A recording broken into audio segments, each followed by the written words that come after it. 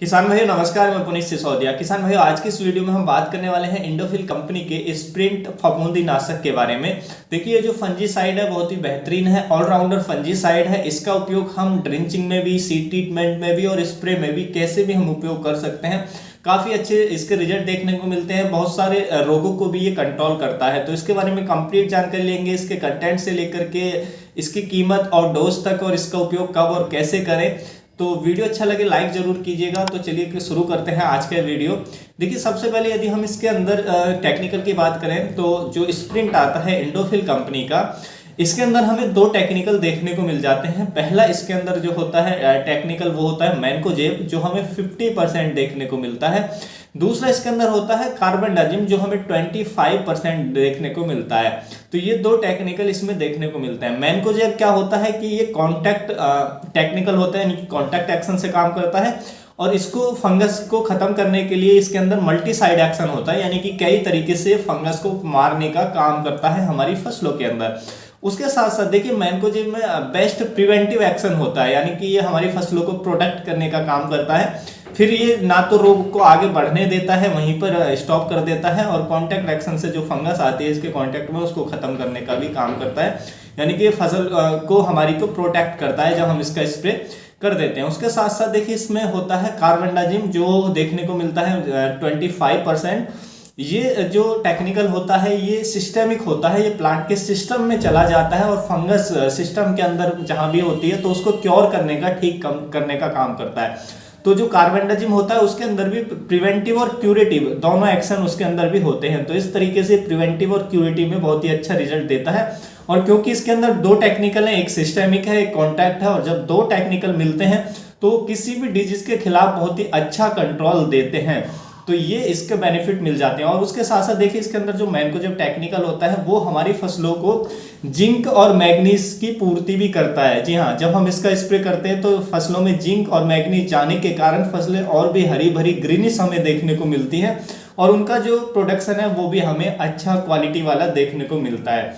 तो ये भी बेनिफिट हमें मिल जाता है जब स्प्रिंट फफूंदी नाशक का स्प्रे अपनी फसलों के अंदर लेते हैं। यदि हम रोगों की बात करें, डिजीज की बात करें कि ये कौन कौन से रोगों को हमारी फसलों के अंदर कंट्रोल करने का काम करता है, तो देखिए ये हमारी फसलों के अंदर जो विल्ट की समस्या आती है, विल्ट के लिए बहुत ही अच्छा है ये। विल्ट के लिए आप ड्रिंच देना होता है, तो इसका आप ड्रिंच देंगे। यदि विल्ट की समस्या है, रूट रॉट की समस्या आपकी फसलों के अंदर है, तो उसमें ड्रिंच देंगे, बहुत ही अच्छा कंट्रोल ये देता है। उसके साथ साथ कॉलर रॉट या डैम्पिंग ऑफ में बहुत अच्छा कंट्रोल देता है, उसके लिए भी आपको इसका ड्रिंच देना पड़ता है। उसके साथ साथ लेट ब्लाइट डिजीज को अच्छे से कंट्रोल करता है, जो आलू की फसल में, टमाटर की फसल में ये जो रोग हैं हमें काफ़ी ज़्यादा देखने को मिलते हैं, तो इन रोगों को भी अच्छे से कंट्रोल करता है। उसके साथ साथ डाउनी मिल्ड्यू की समस्या हमें जिन फसलों में देखने को मिलती है, तो डाउनी मिल्ड्यू के लिए भी आप इसका स्प्रे दे सकते हैं, अच्छे से कंट्रोल करेगा। फ्रूट रॉट डिजीज को अच्छे से कंट्रोल करता है हमारी फसलों के अंदर। एंथ्रेक्नोज डिजीज को अच्छे से कंट्रोल करेगा, उसके लिए आप इसका स्प्रे फसलों के अंदर दे सकते हैं। टिक्का डिजीज जो हमें मूंगफली की फसल में देखने को मिलता है उसको भी ये अच्छे से कंट्रोल करता है, उसके लिए आप दे सकते हैं। रस्ट डिजीज को अच्छे से कंट्रोल करता है, उसके लिए आप दे सकते हैं।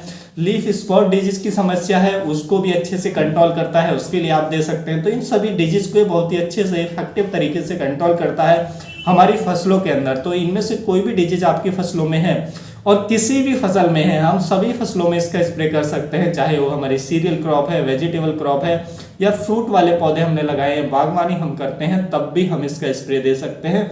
सभी में बहुत ही अच्छे और इफेक्टिव कंट्रोल ये हमारी फसलों के अंदर देता है।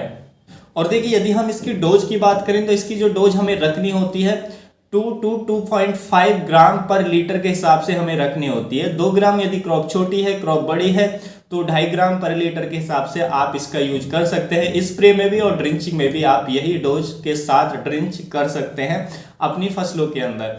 तो हम इसको ड्रिंचिंग में कब देंगे, जब हमारी फसलों के अंदर रूट रॉट की समस्या यानी कि विल्ट की समस्या है, या कॉलर रॉट या डैम्पिंग ऑफ की समस्या है, तो उस कंडीशन में आपको ड्रिंच देना है।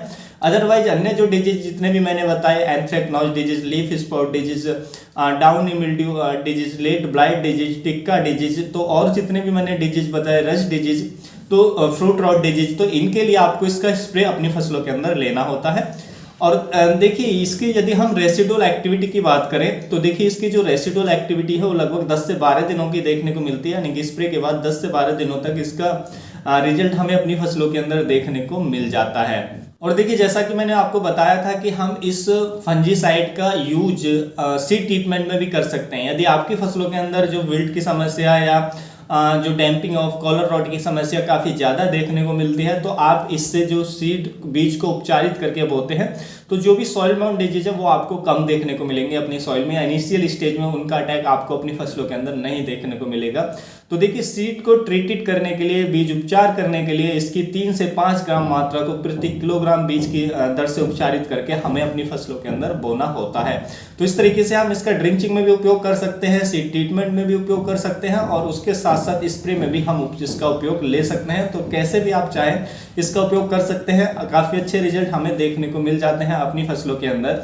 इसकी कंपेटिबिलिटी की बात करें तो एक तो इसको चूना सल्फर के साथ आप मिक्स ना करें या बोडो मिक्सचर के साथ मिक्स ना करें, या अन्य जो क्षारीय जो हमारे पास प्रोडक्ट है, जो क्षारीय हैं, उनके साथ इसकी कंपेटिबिलिटी नहीं है। अदरवाइज ये सबके साथ और जो भी हमारे नॉर्मल यूज होने वाले इंसेक्टिसाइड हैं उनके साथ लगभग कंपेटेबल है, चल जाता है। जैसे आप इसको कॉन्फिडोर के साथ दे सकते हैं, एक्टारासा जो आता है हमारा उसके साथ मिक्स करके इनको कॉम्बिनेशन में दे सकते हैं सकिंग पेस्ट के लिए और डिजीज के लिए। तो दोनों को कंट्रोल करने के लिए आप उसको मिक्स करके आप देना चाहते हैं। स्प्रे में भी, ड्रिंच में भी आप यूज कर सकते हैं। देखिए, यदि हम इसकी कीमत की बात करें, प्राइस की बात करें, तो इसकी जो 500 ग्राम पैकिंग की कीमत है वो लगभग हमें 500 से 550 रुपये की रेंज में मिल जाती है।